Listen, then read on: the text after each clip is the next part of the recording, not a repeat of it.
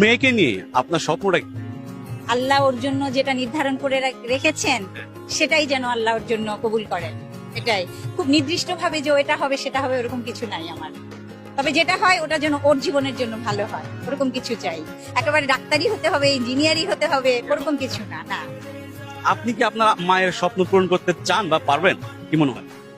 চেষ্টা করলে তো পারবো, কিন্তু একটা কথা হচ্ছে আমার বাবা মা বা আমার ফ্যামিলির কেউই কখনো আমাকে কোনো কিছু প্রেশার করেনি, সেটা পড়াশোনা হোক কিংবা এখন যেমন অ্যাডমিশন প্রিপারেশন নিচ্ছি, কোনো কিছুতে প্রেশার করেনি এবং আমি যেভাবে চেয়েছি সবসময় আমাকে ওভাবে সাপোর্ট করেছে। তো আমি আমার সর্বোচ্চ চেষ্টা করবো। আলহামদুলিল্লাহ খুব লক্ষ্মী বাচ্চা আমাদের।